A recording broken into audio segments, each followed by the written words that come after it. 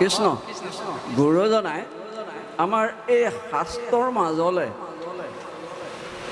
বান্দৰ ভালুক ৰাক্ষস হাতী এইখিনি লৈ আহিলে গুৰুজনৰ উদ্দেশ্য কি আছে এতিয়া অযোধ্যাততো বহুতেই মানুহ আছিল কিন্তু সেই মানুহখিনিৰ মাজৰ পৰা তেওঁ তিনিজনক ভক্ত পাতিলে এজন বিভীষণ ৰাক্ষস এজন বান্দৰ হনুমান আৰু এজন ভালুক জাবন্ত এই গুৰুজনৰ উদ্দেশ্যটো কি আছে এই তিনিজনক ভালুক বান্দৰ ৰাক্ষস তেওঁলোকক শাস্ত্ৰৰ মাজলৈ লৈ আহিলে গতিকে এবাৰ অকণমান অনুজ্ঞাই গ'লে ভাল পাম বুলি ভাবিছোঁ বাপৰ চৰণত পুনশ্চবাৰ সেৱা নিবেদন কৰা হৈছে আমি আজি আপোনাসৱৰ অনুষ্ঠানলৈ আহি থাকোঁতে মোবাইলৰ ফেচবুকতে এটা কাহিনী পঢ়িছিলোঁ আহি থাকোঁতে মানুহে গৰুৰ বিষয়ে ৰচনা এখন লিখিছে বা আমি মানুহ নামৰ জীৱই গৰুৰ বিষয়ে ৰচনাখন লিখিবলৈ দিলে আমি গৰুৰ বিষয়ে কি কি লিখিম প্ৰত্যেকৰে জ্ঞাত যে গৰু এবিধ চাৰিঠেঙীয়া ঘৰচীয়া জন্তু আমি এনেকৈ আৰম্ভ কৰিম আৰু গৰুৰ নেজ এডাল গৰুৰ শিং দুটা এনেধৰণে আমি বৰণ ঠেং উপকাৰিতা প্ৰত্যেকখিনি লিখিম আজি কিন্তু তাৰ ব্যতিক্ৰম এটা লেখনি পালোঁ ফেচবুকত যে গৰু এটাই মানুহৰ বিষয়ে ৰচনা এখন লিখিবলৈ ওলাইছে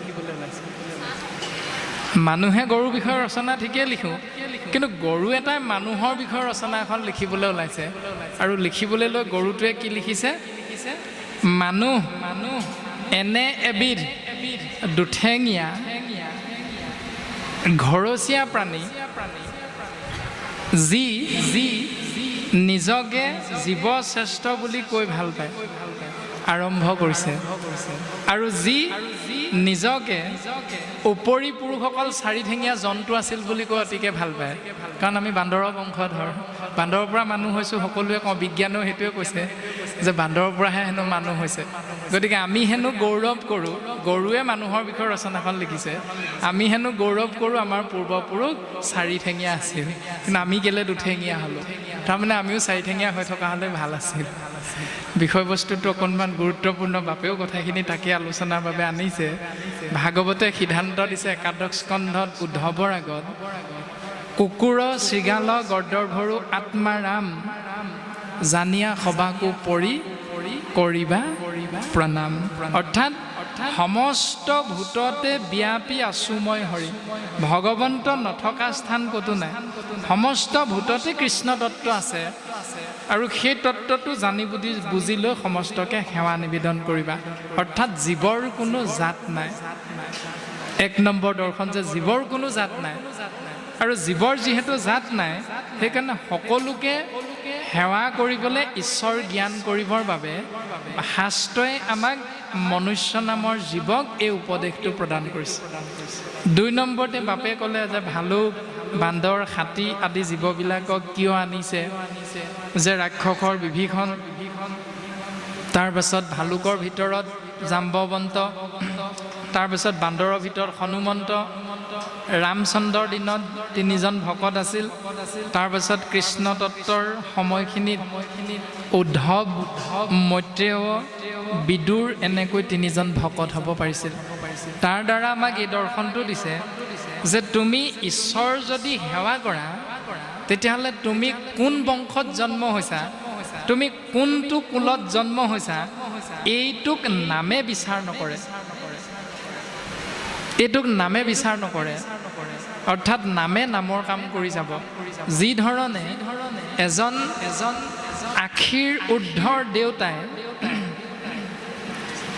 বেমাৰ দেখুৱাবলৈ এজন ডাক্তৰৰ ওচৰলৈ যাওঁতে ডাক্তৰজনে লিখি দিয়া কাগজখনত প্ৰেছক্ৰিপশ্যনখনত যিকেইটা ঔষধ সেই ঔষধকেইটা আনিবৰ বাবে যেতিয়া ফাৰ্মেচিলৈ যাব ফাৰ্মেচিৰ ল'ৰাজনে দেউতাক সুধিব বোলে দেউতা আপুনি ঔষধকেইটা কেনেকৈ খাব লাগিব জানিবনে বোলে বোপাই সৰু সৰু আখৰ চকুৰে পঢ়িবও নোৱাৰোঁ এতিয়া, গতিকে তুমি কিবা এটা উপায় কৰি দিয়াচোন ভালকৈ। ঘৰত ল'ৰা ছোৱালীও নাই পঢ়ি শুনি মোক কৈ দিবলৈ এইকেইটা কেনেকৈ খাব লাগিব, গতিকে তুমিয়ে কিবা উপায় এটা দিয়া। বোলে দেউতা বাকলিকেইখনৰ ৰংটো মনত ৰাখিব পাৰিবনে? বোলে বোপাই দেখুৱাই দিয়াচোন বাৰু চাওঁ। দেখুৱাই দিলে বোলে এইখনৰ ৰং বোলে বোপাই এইখন বগা দেখিছোঁ। বোলে হয় ককা এইখন বগা ৰঙৰ। বোলে এইখন নীলা ৰং দেখিছোঁ। বোলে হয় ককা এইটো নীলা ৰঙৰ, আপোনাক ডাক্তৰে এই দুটাকে দিছে। বোলে কি কৰিব লাগিব? বোলে ককা এই বগা ৰঙৰ বাকলিখনত থকা টেবলেটটো ভাত খোৱাৰ পাছত দিনত এবাৰ ৰাতি এবাৰ দিনে দুটাকৈ খাব। বোলে হ'ব বোপাই পাৰিম। আৰু নীলা ৰঙৰ বাকলিখনত থকা টেবলেটটো খালী পেটত ৰাতিপুৱা এটাকে দিনে এবাৰকৈ খাব। বোলে হ'ব বোপাই পাৰিম। এতিয়া ৰংটো নিৰ্বাচন কৰি ককাজনে ঔষধ গ্ৰহণ কৰিলে ঔষধটোৱে বেমাৰটো ভাল কৰিবনে? নে ঔষধটোৰ নামটো পঢ়িব পাৰি খালেহে ঔষধে বেমাৰটো নিৰাময় কৰিব? কোনটো সঁচা? বেমাৰটো নিৰাময় কৰা কাম হ'ল ঔষধৰ। তুমি ঔষধটোৰ নামটো জানি খোৱা, ৰংটো বুজি লৈ খোৱাটো তোমাৰ খোৱাজনৰ নিজৰ কথা, কেনেকৈ খাবা। গতিকে ঔষধে ঔষধৰ কাম কৰিবই।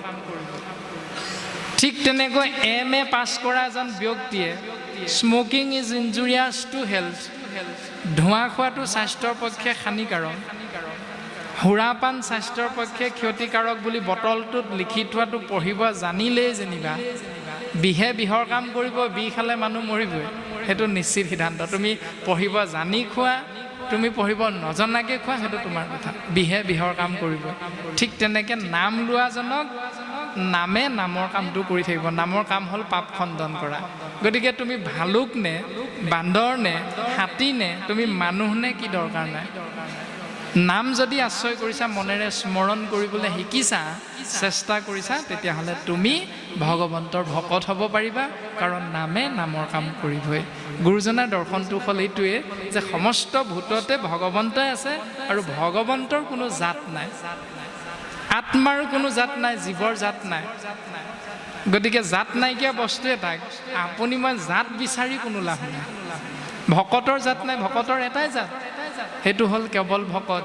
মতা ভকত, মাইকী ভকত, মিচিঙৰ ভকত, আহোমৰ ভকত, কছাৰী ভকত বুলি কোনো কথা নাই। ভকতৰ এটাই জাত, সেইটো হ'ল কেৱল ভকত। এই দৰ্শনটো গুৰুজনাই দিছে আমাক। গতিকে সেই প্ৰাণীবিলাকক ইয়ালৈ আনি ভালু শব্দৰ অৰ্থ হ'ল ভাল লোক। ভালু শব্দৰ অৰ্থ হ'ল ভাল লোক। লোক মানে মানুহ, অৰ্থাৎ ভাল মানুহ। ভাল মানুহ সদায় নীৰলে থাকে, নীৰৱে সাধনা কৰে। ভালুক যিধৰণে গাঁতত থাকে, ঠিক তেনেকৈ ভাল মানুহজনে কেতিয়াও, অৰ্থাৎ একাদশ স্কন্ধত নিমিনৱ সিদ্ধ সংবাদত দিছে যে মদ্যকো কৰিবা পাণ, অমদ্যৰো নলবা ঘ্ৰাণ। যে তুমি যদি ভকত হ'ব বিচাৰিছা তেতিয়াহ'লে মদ খাব পাৰিব লাগিব। যদি মদ খাব নোৱাৰা ভকত হ'ব নোৱাৰা। আমাৰতো প্ৰায়ে কয় যে মদ খাব নোৱাৰো, কিহৰ ভকত ওলাইছে, প্ৰায়ে কয় আমাৰ গাঁৱলীয়া সমাজবিলাকত। এতিয়া মদ শব্দৰ অৰ্থটো কি? অহংকাৰ। মদ খাব, খোৱাৰ অৰ্থ কি? পান কৰা। মদ্যকো কৰিবা পাণ, পাণ শব্দৰ অৰ্থ হ'ল হজম কৰা। অৰ্থাৎ তুমি যদি কৃষ্ণ নাম আশ্ৰয় কৰা, তুমি যদি ভকত হ'বলৈ চেষ্টা কৰা, তেতিয়াহ'লে তোমাৰ খংটো নাথাকিব লাগিব। খং দমন কৰিব পাৰিলেহে ভকত হ'ব পাৰিবা। এতিয়া আমাৰতো সেইটো নহয়, বোলে কাক মাতিছা, আমুকক, এই সেইটোক মাতিছা যদি নাযাওঁ। আমাৰতো সেইটোৱে চিন্তা প্ৰায় যে আমুকক মাতিছা নি, সেইগৰাকীক মাতিছা যদি মোৰ নহ'ব আৰু। এনেকুৱা আমাৰ কুৰ্চুত কপটতা। গতিকে আমি নাম ল'ব পাৰোঁ, নামে নামৰ কামহে কৰিব, কিন্তু আপুনি মই সেইবিলাক দমন কৰিবলৈ অভ্যাস কৰিব লাগিব। এতিয়া অভ্যাসটো অকল এদিন নহয়, নিৰন্তৰে নিৰবিচ্ছিন্নভাৱে এই ব্যৱস্থাটো আমি পালন কৰিব লাগিব। ইয়াত সেই কথাখিনিকে কৈছে, সেই সংগ নিতে যদি কৰয় সাধুত, মুখ্যৰ দুৱাৰত এবে হুৱয় মুকুত। দুৰ্জনৰ সংগ। সন্ধিয়া সময়ত দেউতাকজনে নামঘৰত সোমাই নাম প্ৰসংগ কৰে, দবা বজায়, শংখ ঘণ্টা বজায়, কিন্তু সেই একে সময়তে সন্তানটোৱে চাৰিআলিৰ চুকত থকা ধিমিক ধামাককৈ জ্বলি থকা লাইটৰ পোহৰৰ দোকানখনত পনীয়া গিলাচটোৰ মাজত ডুবি থাকি ভাল পায়। এতিয়া এনেকুৱা দুমুখীয়া নীতি। দেউতাক নামাচাৰ্য, কিন্তু শাস্ত্ৰই কৈছে পুত্ৰ ভৈলে পিণ্ড দিবাক লাগয় বাপৰ। পুত্ৰ জন্ম দিব লাগে 84খন নৰকৰ ভিতৰত পোন নাম নৰকৰ পৰা উদ্ধাৰ পাবৰ বাবে। সেইকাৰণে পুত্ৰ জন্ম দিব লাগে। এতিয়া পুত্ৰ জন্ম দিয়াৰ লগে লগে পুত্ৰৰ কৰ্ম কি? পুত্ৰ ভৈলে পিণ্ড দিবাক লাগয় বাপৰ। পুত্ৰ হ'লে পিতৃৰ অৰ্থে পিণ্ড দিব লাগে। এতিয়া সেই পুত্ৰজনৰ নাম কি? পিণ্ডটোৰ নাম কি? মূৰ পিণ্ড হোৱে জানা ভজিলে ঈশ্বৰ। মোৰ পিণ্ড সেইটোৱে, ঈশ্বৰক চিন্তা কৰা। এতিয়া দেউতাকে ঈশ্বৰ চিন্তা কৰিছে সন্ধিয়া সময়ত, আৰু পুত্ৰই সেই দোকানখনৰ মাজত গৈ সংগীসকলৰ লগত সেই পনীয়া গিলাচটোৰ মাজত ডুবি আছে। এতিয়া শাস্ত্ৰই তাকে কৈছে যে জীৱৰ দুৰ্ভেদ্য পাশ সংগক কহয়। জীৱই এই সংসাৰৰ পৰা তৰি যাবৰ বাবে যি দুৰ্ভেদ্য, ইয়াক ভেদ কৰিবৰ বাবে একমাত্ৰ উপায়টো হ'ল ভকতৰ সংগ, সাধু সন্ত মহন্তৰ সংগ। কিন্তু দুৰ্জনৰ সংগ এৰিব লাগে, তাৰ বাবে দুৰ্জনৰ সংগ এৰিব লাগিব। আৰু দুৰ্জনৰ সংগ এৰি লৈ কি কৰিব লাগিব? সেই সংগ নিতে যদি কৰে সাধু। বোলে মই দুৰ্জনৰ সংগ এৰিলোঁ নহয়, দেউতাক কেলে গালি পাৰি আছা? দুৰ্জনৰ সংগ এৰি কি কৰি আছা? ঘৰতে এনে এনেহে বহি আছা। দুৰ্জনৰ সংগ এৰিলে নহ'ব। সেই দুৰ্জনৰ সংগত থকা সময়খিনি তুমি সাধু সংগলৈ নিজকে লৈ যোৱা। এই কথাটো কৈছে সেই সংগ, সেই সময়খিনি নিতে যদি কৰয় সাধুত, যদি তুমি সাধু সংগ আশ্ৰয় কৰা, মুখৰ দুৱাৰত তেবে হয় মুকুট, তেতিয়া তুমি মুখ্য প্ৰাপ্তিৰ দুৱাৰখন তোমাৰ বাবে খোল খাই যাব, মুকলি হৈ যাব। এই দৰ্শনটো প্ৰকাশ কৰিছে। বাপৰ চৰণ কমলত পুনশ্চ সেৱা নিবেদন। ৰাম সাধুৰ লক্ষণ বাবে কহো কৰি সাৰ, হুয় কৰোণা চিত্ত সুহৃদয় সবাৰ। শাস্ত্ৰ অনুবৰ্তী শত্ৰু নাহি উৎপন্ন, সুশীল গুণে সে মাত্ৰ তাৰাৰ ভূষণ। হে মা দেৱহূতি, তোমাৰ আগত আমি সাধুৰ লক্ষণৰ বিষয়ে কওঁ শুনা। হয় কৰোণা চিত্ত সুহৃদয় সবাৰ। সকলোকে সুহৃদ বুলি ভাবিব পৰা এখন শুদ্ধ অন্তৰ যাৰ আছে, সকলোকে সুহৃদ বুলি ভাবিব পৰা এখন শুদ্ধ হৃদয় যাৰ আছে, তেওঁকে সাধু বুলি কোৱা যায় মা। কিয়নো শাস্ত্ৰ অনুবৰ্তী শত্ৰু নাহি উৎপন্ন। শাস্ত্ৰৰ মাধ্যমেৰে চিন্তা কৰিলে এইখন সংসাৰত কোনো কাৰো শত্ৰু নহয়, সকলোৱে সকলোৰে বাবে আপোন বুলি কৈছে, সুহৃদ বুলি কৈছে। কাৰণ ভগৱন্তৰ নিৰ্গুণ নিৰাকাৰ ব্ৰহ্মৰ বিপৰীতে যেতিয়া সগুণ সাকাৰ এটা ৰূপ ধাৰণ হৈছিল শ্ৰীনাৰায়ণ, আৰু সেই শ্ৰীনাৰায়ণ সগুণ সাকাৰ ৰূপৰ পৰা পদ্ম মুখখন্তে ব্ৰাহ্মণৰ জন্ম হৈছিল, বাহুৰ পৰা ক্ষত্ৰিয়ৰ জন্ম হৈছিল, উৰুৰ পৰা বৈশ্যৰ জন্ম হৈছিল, আৰু চৰণৰ পৰা শূদ্ৰসকলৰ জন্ম হৈছিল। তাৰমানে চাৰিও জাতিৰ পিতৃ চাৰিজন নহয়, চাৰিও জাতিৰ পিতৃ হ'ল এজন, নাম হ'ল কৃষ্ণ দত্ত। গতিকে আমি সকলো ককাই ভাই। কি উৰণ, কি বুৰণ, কি গজন, কি ভ্ৰমণ। শাস্ত্ৰই কৈছে চেদজ, অন্দজ, উদ্ভিদজ আৰু জৰায়ুজ। গতিকে চাৰিটা ভাগত বিভক্ত হৈ থকা আমি জীৱবিলাক সকলো একেজন পিতৃৰে আমি সন্তান, আৰু সেইকাৰণে আমাৰ মাজত কোনো কাৰো শত্ৰু নহয় বুলি শাস্ত্ৰই আমাক উপদেশ প্ৰদান কৰিছে। আৰু সুশীল গুণেশে মাত্ৰ তাৰাৰ ভূষণ। সেইকাৰণে এজনে অন্যজনক, ইটোৱে সিটোক সত্য, শৌচ, ক্ষমা, দয়াৰ মাধ্যমেৰে আমি জীৱনটো আগবঢ়াই নিবলৈ চেষ্টা কৰিব লাগে। তাৰ প্ৰমাণ বাঘে নিজৰ আবাদী ৰক্ষা কৰে। বাঘে অৰণ্যৰ মাজত নিজৰ আবাদীটো সুন্দৰভাৱে ৰক্ষা কৰে। অৰ্থাৎ যেতিয়া ভোক নালাগে বাঘে কেতিয়াও চিকাৰ নকৰে, যেতিয়া ভোক নালাগে বাঘে চিকাৰ নকৰে।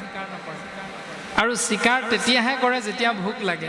কিন্তু ভোক লাগিল বুলিয়ে যাকে পায় তাকে মাৰি নাখায়। হৰিণৰ পহুৰ জাকটো, হৰিণ পহুৰ জাকটোৰ ভিতৰত সেইটো পহুকে বাঘটোৱে প্ৰথম আক্ৰমণ কৰে, যিটো পহু জাকটোৰ ভিতৰত আটাইতকৈ দুৰ্বল, সেইটো পহুকে বাঘটোৱে আক্ৰমণ কৰে। মানুহৰতো সেইটো নাই, মানুহে যাকে পায় তাকে আৰু মুঠতে ক'বলৈ চালে মুখলৈ নাচায়। এইজন বয়সত কিমান ডাঙৰ, বোৱাৰীয়েক যদি হয় শহুৰ দেউতাক ক'বলৈ বেয়া নাপায়, আৰু মুঠতে কিবা এটা দুখ কৰিলে এফালৰ পৰা মুখখন চলিল যেতিয়া আৰু ৰ'বলৈ সময় নাই। আকৌ ল'ৰাক যদি কেনেবাকৈ শিক্ষকে কয় বোলে বোপাই বোলে শুনটো, বা 80 বছৰীয়া এজন বৃদ্ধ দেউতাই যদি কয় বোলে শুনটো চিগাৰেট খাব নালাগে ন, অ' বুঢ়া মই মোৰ পইচাই খাইছোঁ, মোৰ দেউতাই ঘটি দিয়া পইচাই খাইছোঁ, তোৰ কি দৰকাৰ মোক ক'বলৈ চিগাৰেট খাম নে নেখাম। তাতে সেইজন তেওঁতকৈ কিমান বয়সত ডাঙৰ এইটো কথা চাবলৈ মানুহৰ সময় নাই। কিন্তু বাকী সমস্ত জীৱ জন্তুৱে, চৰাই গৰুৱে আপোনালোকে চাব যে ঘাঁহ যেতিয়া মুখৰ আগত দিয়া যাব, মাছৰ পানী অকণ যদি ঘাঁহত ছটিয়াই দিয়ে, গৰুৱে কিন্তু সেই ঘাঁহ নাখায়। তাৰমানে গৰুৱে নিজৰ আহাৰ চিনি পায়। একমাত্ৰ জীৱ শ্ৰেষ্ঠ মানুহে যৎকুটৰ ঘায়, তাৰমানে আমিয়ে সকলো ঘায়। মূল কাৰণটো আমিয়ে এফালৰ পৰা সকলো ধ্বংস কৰি গৈছোঁ আৰু গালি পাৰিছোঁ লোকক, দুখ দিছোঁ লোকক। প্ৰমাণ হিচাপে যদি চাওঁ, দুজন বন্ধুৱে ফুৰিবলৈ যাওঁতে সাগৰৰ পাৰত এজন বন্ধুৱে ক'লে বোলে সাঁতুৰি চোৱা নেকি, বোলে ব'লা সাঁতুৰি চাওঁ। যিজন বন্ধুৱে সাঁতুৰিবলৈ গ'ল সেইজনে আকৌ সাঁতুৰিব নাজানে, আৰু তেনে ক্ষেত্ৰত সাগৰৰ ঢৌৱে আহি সাঁতুৰিব নজনা বন্ধুজনক ঢৌৱে উটুৱাই লৈ গুচি গ'ল। আৰু তেতিয়া ইজন বন্ধুৱে কৈছে, সাগৰ তই হত্যাকাৰী, তই মোৰ বন্ধুক হত্যা কৰিলি। তাৰপাছত এজন ব্যক্তিয়ে সাগৰৰ পাৰত বহি লৈ চিন্তা কৰিছে যে সাগৰত যদি নৌকা যাত্ৰা কৰি বণিজ কৰিব পৰা যায়, বেহা বেপাৰ কৰিব পৰা যায়, তেতিয়াহ'লে যথেষ্ট লাভান্বিত হ'ব পৰা যাব। এনেকৈ চিন্তা কৰি নাও এখনত উঠি কেইজনমানক লগত লৈ বণিজৰ বাবে ওলাই যাওঁতে সেই নাওখন ডুবিল, বাকীসকল মৰিল, সৌভাগ্যক্ৰমে তেওঁ বাচিল। আৰু ক'লে সাগৰ তই হত্যাকাৰী। এনেধৰণে বিভিন্নজনে বিভিন্ন ধৰণে সাগৰক গালি পাৰিছে। আৰু এজনে সাগৰৰ তীৰে তীৰে খোজকাঢ়ি গৈ থাকোঁতে হঠাৎ এটা সুন্দৰ মণি মুকুতা লাভ কৰিলে, আৰু সেই মুকুতাটো পাই সাগৰক ধন্যবাদ দিছে, সেই সাগৰ তুমি বৰ দয়ালু। এই বুলি কৈ মুকুতাটো বুটলি ল'বলৈ লওঁতেই সাগৰৰ ঢৌৱে মুকুতাটো উটুৱাই লৈ গুচি গ'ল। আৰু তেতিয়া মানুহজনে সাগৰক গালি পাইছে, তই সাগৰ প্ৰতাৰক। সাগৰৰ কি ক্ষতি হ'ল বাৰু? বিভিন্নজনে সাগৰক বিভিন্ন ধৰণে গালি পাৰিলে, তই হত্যাকাৰী, তই প্ৰতাৰক আদি আদি কৈ সাগৰক যিমান গালি পাৰিলেও সাগৰৰ একো লোকচান নাই, বৰঞ্চ লোকচান নিজৰহে, কাৰণ নিজৰহে মুখখন বিষাব। ঠিক তেনেকৈ শাস্ত্ৰই আমাৰ সাগৰৰ যি গহীন গম্ভীৰ গাম্ভীৰ্যতা, সেই দৰ্শনটো শাস্ত্ৰই আমাক আশ্ৰয় কৰিবলৈ কৈছে। এইটো সাধুৰ লক্ষণ বুলি কৈছে। হুৱয় কৰুণা চিত্ত সুহৃদ সবাৰ। এজনী চৰাইলৈ মন কৰিবচোন, চৰাইজনীয়ে নিজৰ বাঁহত এৰি থৈ অহা পোৱালীকেইটাৰ বাবে কেতিয়াও বেছিকৈ নিনিয়ে, টোটোলাটোত যিমান ধৰিব সেইখিনি খাই গৈ পোৱালীকেইটাক নিজৰ ভাগৰ পৰাহে খুৱাব। কিন্তু পোৱালি দুটা আছে বুলি চৰাই বেছিকৈ খাই কিন্তু নাযায়, নিজৰ টোটোলাটোত ধৰাখিনিহে খাব। কিন্তু মানুহৰ সেইটো স্বভাৱ আছেনে নাই? কিমানকৈ তুলিছে বাৰু ঘৰমলি? নাই তোলা। পইচা আপোনালোকৰ অনুষ্ঠানটোততো ঘৰমলি পইচা নাই তোলা চাগৈ, বিহু গাইহে পইচা তুলিছিল। যদি ঘৰমলি পইচা তোলে 200-200কৈ প্ৰত্যেক ঘৰে প্ৰতি, তেতিয়াহ'লে আমাৰ প্ৰসাদ বিতৰণৰ অন্তত কি হয় বাৰু?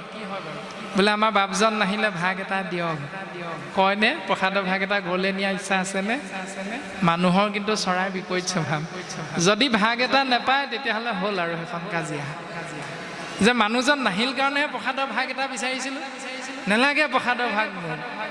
এইবিলাক স্বভাৱ কেৱল আমাৰ মানুহৰ আছে, কিন্তু বাকী প্ৰাণীবিলাকৰ এইবিলাক নাই। খুব সুন্দৰভাৱে আবাদী ৰক্ষা কৰি সিহঁত চলি থাকে। কিন্তু জ্ঞানী শ্ৰেষ্ঠ জীৱৰ ভিতৰত মানুহৰ কিন্তু চিন্তা ভাৱনাবিলাক তাৰ বিপৰীত। আৰু শাস্ত্ৰই সেই জ্ঞানখিনি আমাক দিবলৈ চেষ্টা কৰিছে যে শাস্ত্ৰ অনুবৰ্তী শত্ৰু নাহি উত্তপন, সখিল গুণেশে মাত্ৰ তাৰাৰ ভূষণ। এজন সাধু হ'বলৈ হ'লে সত্য শৌচ ক্ষমা দয়া এই 4 গুণৰ মাধ্যমেৰে নিজক সজাব লাগিব। যেনেকৈ আজি আমি নামঘৰলৈ আহোঁতে আইসকলেতো চাগে দুদিনমানৰ আগৰ পৰা বিউটি পাৰ্লাৰলৈ গৈছে যে মই নামঘৰলৈ যাম, মোক ধুনীয়া দেখিব লাগিব। বাপসকলেও কি কি যে কৰা নাই। এই যিটো আমাৰ শৰীৰটোৰ সৌন্দৰ্যতা ৰাখিবৰ বাবে আমি নিজৰ শৰীৰটোক সজাই পৰাই তুলি আজি নামঘৰলৈ আনিছোঁ। শাস্ত্ৰই কৈছে তোমাৰ সৌন্দৰ্যতা তেতিয়ালৈকে থাকিব। কেতিয়ালৈকে? এজন ব্যক্তিৰ সৌন্দৰ্যতা কেতিয়ালৈকে থাকে জানেনে? নাজানে। জানে নকয়। কেলে নকয়? এই শিৱসাগৰৰ পৰা তোমাকহে মাতিছোঁ, তুমিয়ে কৈ থাকা, আমি শুনি থাকিম। সেইকাৰণে আপোনালোকে নকয়। এজন ব্যক্তিৰ সৌন্দৰ্যতা তেতিয়ালৈকে থাকে যেতিয়ালৈকে তেওঁ মুখেৰে কথা নকয়। যেতিয়ালৈকে মুখেৰে কথা নকয় তেতিয়ালৈকে তেওঁৰ সৌন্দৰ্যতাটো থাকে। আৰু যেতিয়া মুখেৰে কথা ক'ব কি কৈ দিব দি নাই, কি ওলাই যাব মুখেৰে দি নাই, তেতিয়া ইমান ভাল বুলি ভাবিছিলোঁ মানুহজনক, এজনৰ স্বভাৱটো তেতিয়াই তেওঁৰ সৌন্দৰ্যতাটো সিমানতে। মানে ইমান শ্ৰদ্ধা কৰিছিলোঁ, ইমান ভক্তি ৰাখিছিলোঁ তেওঁক দেউতা বুলি, ককা বুলি, তেওঁৰ স্বভাৱ এয়াহে দেখিলা। সেইটো তাৰমানে এজন মানুহৰ সৌন্দৰ্যতা তেতিয়ালৈকে যেতিয়ালৈকে তেওঁ মুখেৰে কথা নকয়। এইখিনি আমাৰ সাধাৰণ জ্ঞান। আৰু শাস্ত্ৰই কৈছে সত্য ক্ষমা দয়া এই 3টা আমি প্ৰায় পালন কৰিব পাৰোঁ, কিন্তু শৌচ গুণটো পালন কৰাটো ইমান সহজ নহয়। আৰু শৌচ মানে কি? এই যৌথ পৰিয়ালত যেতিয়া এটাই লেট্ৰিন বাথৰুম থাকে, এই ৰাতিপুৱা অকণমান খেলি মেলি লাগেনে বাৰু? যৌথ পৰিয়ালত অকণমান ভৰ দি থাকিলে ইজন যদি সোমাই থাকে তাত, তেতিয়া মানে ইচাত বিচাত লাগি থাকিব। আৰু কি হ'ব এতিয়া? এজন ওলায়ো নহা হ'ল, সৰ্বনাশ, কি হ'ব এতিয়া? এই যিটো ব্যৱস্থা এইটো শৌচাচাৰ বুলি কয়, আমি সকলোৱে জানো। আৰু যেতিয়া সেইটো ব্যৱস্থা পালন কৰি ওলাই আহিম তেতিয়াহে সুৰক্ষা, এতিয়াহে শান্তি। আৰু ভাগৱতে শৌচ গুণটোৰ কথা তাকেই আশ্ৰয় কৰাইছে যে যেতিয়া এজন মানুহে অন্যজন ব্যক্তিৰ প্ৰতি, এজন মানুহে অন্যজন মানুহৰ প্ৰতি বেয়া ভাৱনা এটা উদয় হ'ব হৃদয়ৰ মাজত, মনৰ মাজত, তৎ মুহূৰ্ততে এৰি দিব পৰাটোৱে হ'ল শৌচগুণ। যে বাপ ক'ব লাগিছিল কিবা এটা, কৈ পালোঁ কিবা এটা, আপুনি এইবিলাক ধৰি নাথাকিব আৰু বেয়া পাই নাথাকিব দে, এই বুলি যিজনে তৎমুহূৰ্ততে কৈ দিব পাৰিব, সেই গুণটোৰ নাম হ'ল শৌচগুণ। আৰু আমিতো সেইটো নকৰোঁ। আমি কি কৰোঁ? বাৰু তোমালোকৰ নামঘৰতহে এনেকুৱা অনুষ্ঠান পাতিছানি, আমাৰ নামঘৰতো পাতিম, তোমাকো তেতিয়া চাই ল'ম, তেতিয়া তোমাকো নেমাতো। আমাৰ ঘৰতো নাম এষাৰ পাতিম নহয়, মোক এতিয়া তোমালোকৰ ঘৰলৈ নেমাতিলা, গতিকে আমাৰ ছোৱালীৰো বিয়া পাতিম, আমাৰো ল'ৰা এটা আছে বিয়া পাতিবলৈ, তোমাকো চাই ল'ম সময়। আমি যিকোনো প্ৰকাৰে আক্ষেপটো ৰাখি থওঁ। গতিকে শৌচাচাৰ হ'ল সেইটো, যি ধৰণে বাহিৰ ফুৰিবলৈ গ'লেহে শৰীৰটোৱে শান্তি পায়, ঠিক তেনেকৈ মনৰ মাজত এজনৰ প্ৰতি অন্যজনৰ বেয়া ভাৱনাটো যেতিয়া উদয় হয়, তৎ মুহূৰ্ততে এৰি দিয়াৰ লগে লগে শৰীৰটোৱে শান্তি লাভ কৰিব পাৰে। আৰু সেইটো গুণ হ'ল শৌচগুণ। এনেকৈ সত্য শৌচ ক্ষমা দয়াৰ মাজেৰে আমি নিজক যদি সজাই পৰাই তুলিব পাৰোঁ, তেতিয়াহ'লে সেইজন এজন সাধুৰ একমাত্ৰ লক্ষণ বুলি কপিল প্ৰভুৱে মাতৃ দেৱহূতিৰ আগত বৰ্ণনা কৰিছে। এৰামে মুহূৰ্ত একান্ত ভাৱে ভকতি কৰন্ত মোৰ প্ৰীতি অৰ্থে ভাৰ্যা পুত্ৰয়ে ৰিলন্ত মোৰ সুমংগল কথা কহন্ত শুনন্ত মুত মন দিয়া হবে তাপয়ে ৰাৱন্ত। সেই মাতৃ দেৱহূতি মুহূৰ্ত একান্তভাৱে ভকতি কৰন্ত, মোৰ চৰণত একান্তভাৱে ভক্তি কৰিব লাগিব। একান্ত মানে কি? এক যুগ অন্ত সমান একান্ত, যাৰ জীৱন একতে আৰম্ভ একতে শেষ। কান্ত শব্দৰ অৰ্থ হ'ল স্বামী, যাৰ স্বামী হ'ল এজন, তেওঁক কোৱা হৈছে একান্ত। এতিয়া আইসকলে যে সেন্দুৰ ল'লে কাৰ নামত ল'লে? স্বামীজনৰ নামত ল'লে। এতিয়া সেই স্বামী আইসকলৰ এজন নে দুজন নে তিনিজন, এতিয়া আইসকলেহে জানিব। ছ'চিয়েল মিডিয়াততো ওলাই আছে, দেখিছে পৰকীয়া প্ৰেমৰ কাহিনীবিলাক প্ৰায়ে চলি আছে এইকেইদিন। এতিয়া ভাগৱতে সেইটো দৰ্শন দিছে। মাধৱ গুৰুজনে নামঘোষাটো কৈছে যে কলিত শৰীৰ কীৰ্তন বিনাই অন্যত্ৰ ধৰ্ম আচৰে, কলিযুগত হৰিনাম শ্ৰৱণ কীৰ্তন নকৰি আন মতে গতি চাহে। যেনেকৈ আন নীতি নিয়মৰ দ্বাৰা গতি লাভৰ যদি উপায় বিচাৰে, তেতিয়াহ'লে এটা সিদ্ধান্ত দিছে, আন মতে চাহে গতি, যেন কুলবধূ নিজৰ স্বামী তেজি ভজে গয়া উপপতি। বংশৰ বোৱাৰীগৰাকীয়ে নিজৰ স্বামীজন থকাৰ পাছতো মনে মনে যদি মোবাইলৰ ফেচবুক হোৱাটছআপত যদি অন্য এজনলৈ যোগাযোগ ৰাখি থয়, আৰু সেইটো কথা যিদিনাই চাকৰিৰ পৰা ছুটি লৈ আহোঁতে বাপজনে ধৰা পেলাব, সেইদিনা এগৰাকী অৱস্থা কি হ'ব জানেই নহয়? আৰু বাপজনে চাকৰিত থাকোঁতে যদি মনে মনে সেইটো কাম কৰি থাকে, আইগৰাকীৰ চকুত যদি ধৰা পৰে, তেতিয়াহ'লে বাপজনক কি বুলি কয়? এইটো কাৰণে মোক বিয়া পাতিছিলে, মা ঘৰত থৈ আহক। কোৰ্ট কাছাৰী পৰ্যন্ত এখন সুখৰ সংসাৰ তৎ মুহূৰ্ততে ভাগি থানবান হৈ যায়। এইটো বাস্তৱ সঁচা কথা, আমি সকলোৱে জানো। ঠিক তেনেকৈ ভাগৱতে আমাক জ্ঞান দিছে যে স্বামী ৰাম নেৰু আৰু চৰণ তোমাৰ। আমি 12 বাৰ শপত খাই অষ্ট অংগ ভূমিত স্পৰ্শ কৰোৱাই স্বামী ৰাম নেৰুৱাৰ চৰণ তোমাৰ বুলি এক ইক্ষতত্বৰ চৰণত আমি নিজকে অৰ্পণ কৰিছিলোঁ এশৰণীয়া ভকত হিচাপে। তাৰ পাছত যদি কেনেবাকৈ সৰস্বতী ভকত হ'লোঁ, কেনেবাকৈ যদি দুৰ্গাৰো ভকত হৈ গ'লোঁ এদিনৰ বাবে এঘণ্টাৰ কাৰণে, তেতিয়াহ'লে সংসাৰখন গোটেই খেলি মেলি হৈ যাব। সেই দৰ্শনখিনি ভাগৱতে আমাক দিছে। আৰু তাকেই পদবন্ধে ক'লে যে মূৰ প্ৰীতি অৰ্থে ভাৰ্যা পুত্ৰ এৰিলন্ত। প্ৰীতি মানে প্ৰেম, অৰ্থাৎ ভাল পোৱা। মোক ভাল পোৱাৰ বাবে ব্যক্তিজনে কি এৰিব লাগিব? ভাৰ্যা পুত্ৰ এৰিলন্ত, এইবিলাকক এৰিব লাগিব। এতিয়া আমাৰ কোনবিলাকৰ কাৰণে কোনবিলাক এৰে? তাৰ বিপৰীতটো। তাৰমানে বোৱাৰীয়েকৰ কাৰণে মাক দেউতাকক এৰে। আকৌ ছোৱালীজনী পলাই যোৱাৰ বাবে জোঁৱায়েকৰ কাৰণে মাক দেউতাকে ছোৱালীক এৰি দিয়ে। তাৰমানে ইচ্ছামতে বিয়া দিব নোৱাৰিলোঁ, ইমান ধন টকা পইচা ইহঁতৰ কাৰণে ঘটিলোঁ, বিয়াখন ধুমধামেৰে পাতিম বুলি ভাবিলোঁ, মৰতিজনীয়ে মনে মনে পলাই গুচি গ'ল। তাৰপাছত আৰু চৌহাৰী ধুই বাকীখিনি জানেই, গোটেইখিনি এইবিলাক বাস্তৱ সন্মত আমাৰ সমাজ ব্যৱস্থাত চলি থকা, আৰু আমি প্ৰত্যেকেই কম বেছি পৰিমাণে বুজি পোৱা কথা। এতিয়া এইটো হ'বলৈ কিয় পালে? ভাগৱতে কৈছে মূৰ প্ৰীতি, অৰ্থাৎ প্ৰীতি মানে প্ৰেম। এজন যৌৱনপ্ৰাপ্ত যুৱকৰ এগৰাকী যৌৱনপ্ৰাপ্তি যুৱতীৰ লগত 4 চকুৰ মিলন হয়। 4 চকুৰ মিলন হোৱাৰ লগে লগে প্ৰীতি হয়, মানে প্ৰেম হয়, ভাল পোৱা। ভাল পোৱাৰ হোৱাৰ লগে লগে কি হয়? প্ৰীতিৰ পাছত কি হয়? শ্ৰদ্ধা হয়।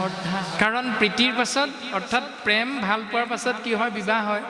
বিবাহৰ লগে লগে কি হয়?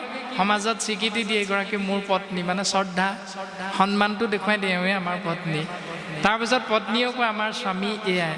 কাৰোবাক চিনাকি কৰি দিব লগা হ'লে এনেকৈ ইজনে সিজনক শ্ৰদ্ধা সন্মান প্ৰদৰ্শন কৰে। প্ৰীতিৰ পাছত শ্ৰদ্ধা, শ্ৰদ্ধাৰ পাছত কি হয়? ৰতি মানে শুক্ৰাণু আৰু ডিম্বাণুৰ মিলন হয়, ৰতি ক্ৰিয়া।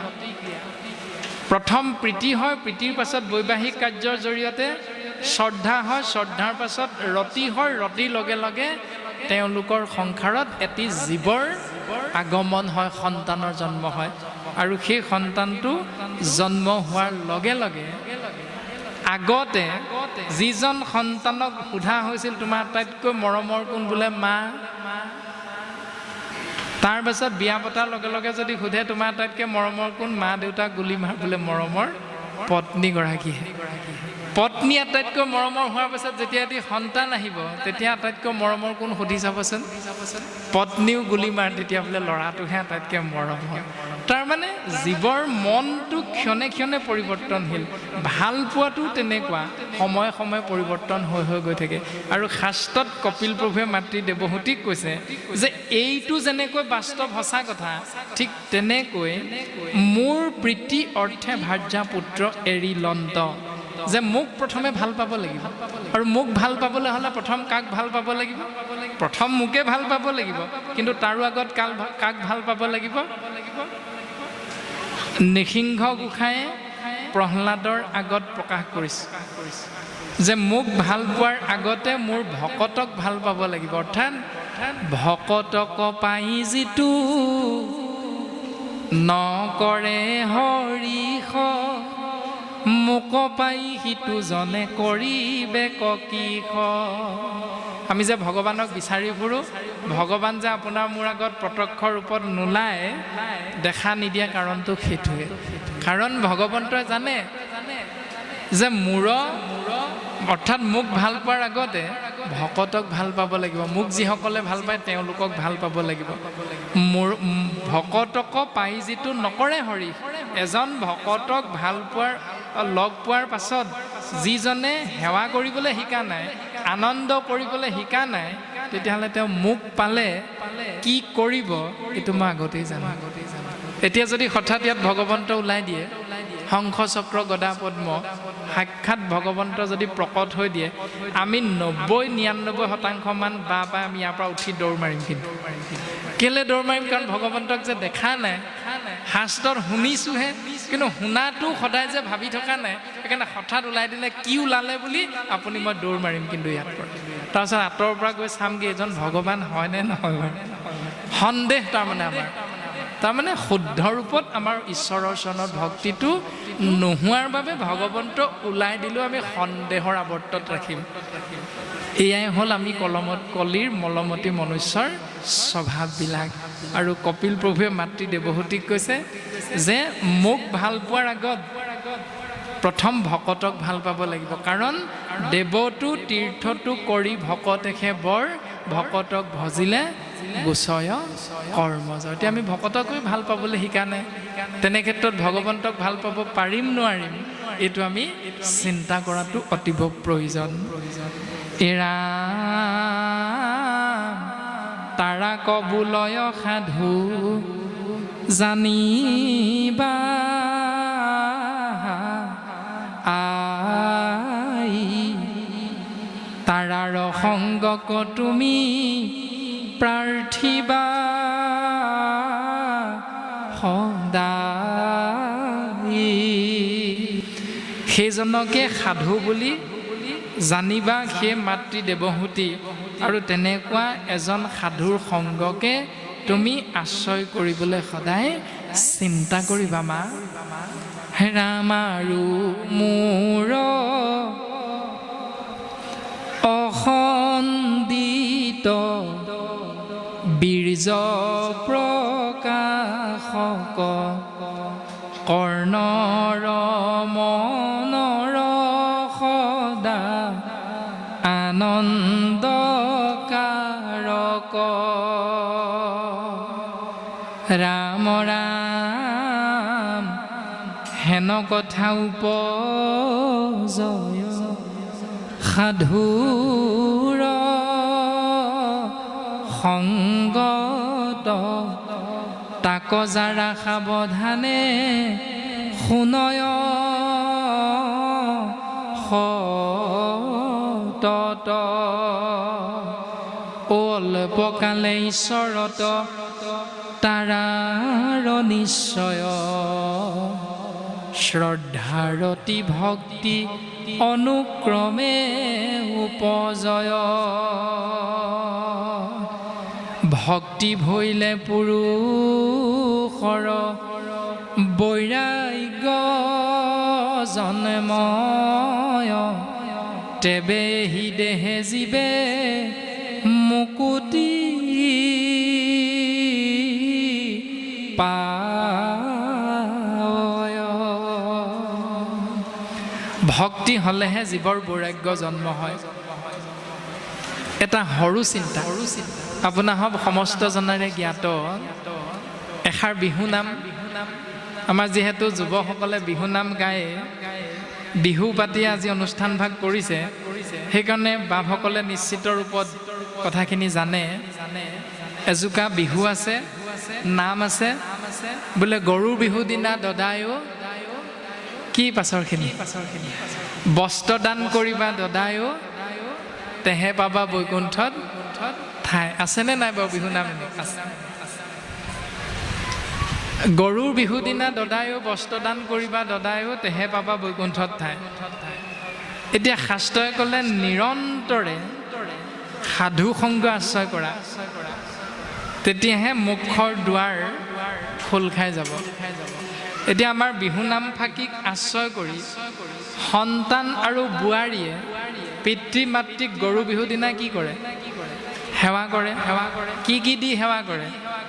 সাধ্য অনুসাৰে ধুতি পাঞ্জাবী গেঞ্জি চাদৰ মেখেলা আদিবিলাক দি 500 টকামান অৰিহণা, কোনোবাই 20 টকা, কোনোবাই 50 টকা, যে যাৰ যিমান শক্তি আছে সামৰ্থ্য অনুসৰি গোৱা পাণ এযোৰ আগ কৰি শহুৰ দেউতা শাহুৱাইক পুত্ৰ আৰু বোৱাৰীয়ে গৰু বিহু দিনা সেৱা নিবেদন কৰে। আৰু শহুৰ দেউতা শাহুৱাইও আশীৰ্বাদ দিয়ে যে পোনা পোৱালিটোকে বুকুত লৈ ঈশ্বৰ চিন্তাৰ মাজেৰে যাতে জীৱনটো সুন্দৰভাৱে অতিবাহিত কৰিব পাৰে, হে প্ৰভু তুমি এক কণিকা কৃপা বৰ্ষণ কৰিবা, এই বুলি সেৱা আগবঢ়াই দিয়ে ভগৱন্তৰ চৰণত। এতিয়া প্ৰশ্নটো হ'ল, গৰু বিহু দিনা যেনিবা সেৱা কৰিলে, বাকী 364 দিন, 65 দিন নাথাকে জানো এবছৰ? 364 দিন যদি শহুৰ দেউতা খা ভাত এগাল, এনেকৈ যদি কেটকেটনি মেটমটনি মাৰি থাকে, গৰু বিহুৰ দিনা সেই সেৱা ভাগে কামত দিবনে? দিবনে? দেউতাকে ভাল পাবনে?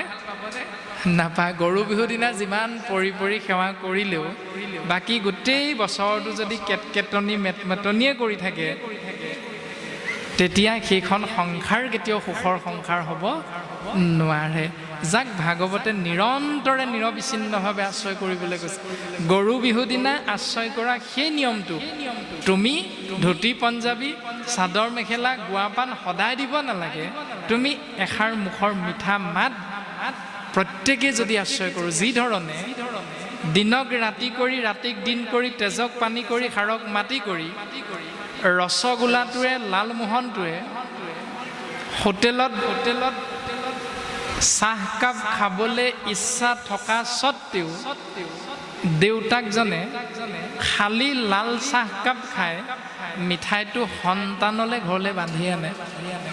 সেইজন দেউতাকে কষ্ট কৰি যেতিয়া ঘৰত সোমায়, তেতিয়া বাৰান্দাত বহি থকা সন্তানটোৱে যদি কয় দেউতা তুমি পালাহি, তেতিয়া দেউতাকৰ সমস্ত দিনৰ ৰ'দ বৰষুণক আশ্ৰয় কৰি কৰা দুখ কষ্ট সমস্ত নাইকিয়া হৈ গুচি যায়। অ' মা দেউতা পালেহি, গতিকে তুমি পানী যোগাৰ কৰিছা নি দেউতালৈ হাত মুখ ধুবলৈ, এই বুলি কোৱাৰ লগে লগে দেউতাকৰ অন্তৰৰ পৰা সমস্ত দুখ কষ্ট নাইকিয়া হৈ গুচি যায়। ঠিক তেনেকৈ এইটো যদি সত্য, তেতিয়া সন্তানেও যেতিয়া চাকৰি কৰি ঘৰত আহি কষ্ট কৰি সোমাইহি, বাৰান্দাতে বহি থকা 80 বছৰীয়া দেউতাকজনে যদি বোলে সোণটো পালাহি, ইমান ৰ'দ দিছে তুমি ছাতিটো লৈ নগলা, এই বুলি যদি এষাৰ মৰমেৰে কয়, সন্তানটোৱেও সেই সমস্ত দুখ তৎমুহূৰ্ততে হৃদয়ৰ পৰা নাইকিয়া হৈ যায়। যিগৰাকী বোৱাৰীয়ে ৰাতিপুৱাতে উঠি বাহনী তাঁৰ লৈ চোতাল সাৰে, ঘৰ মোহাৰে, মাক দেউতাকে সমস্তখিনি কৰ্ম সুন্দৰভাৱে কৰি দেউতাকৰ বাবে সিদ্ধান্ত, শহুৰেকৰ বাবে সিদ্ধান্ত, শাহুৱেকৰ বাবে সিদ্ধান্ত ৰন্ধন কৰি স্বামীজনক খুৱাই বুৱাই পঠিয়াই চাকৰৰ দৰে চাকৰণিৰ দৰে দিনৰ দিনটো কৰ্ম কৰে যিগৰাকী বোৱাৰীয়ে, সেইগৰাকী বোৱাৰীক যদি শহুৰ দেউতা শাহুৱাই অন্তত এষাৰ মৰমৰ মাত দিয়ে, বোলে বোৱাৰী তুমি চাহ খালানে, সেইষাৰেই দিনটোৰ সমস্ত কষ্ট বোৱাৰীৰ হৃদয়ৰ পৰা নাইকিয়া কৰি দিয়ে।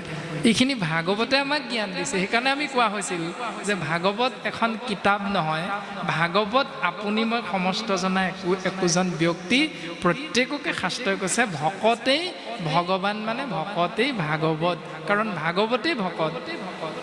তাৰমানে মনুষ্যই ভগৱান, নৰেই ঈশ্বৰ, যেতিয়া নৰেই ভকত, নৰেই ভাগৱত। গতিকে এইখিনি কথা আমি ভাবিব লাগিব, আৰু ভবাৰ লগে লগে এখন গৃহস্থী সংসাৰ সুন্দৰৰ পৰা সুন্দৰ দিশেৰে আগবাঢ়ি যাব। আৰু এইখিনিকে ভাগৱতে কপিল প্ৰভুৱে মাতৃ দেৱহূতিৰ আগত খুব সুন্দৰভাৱে কৈছে।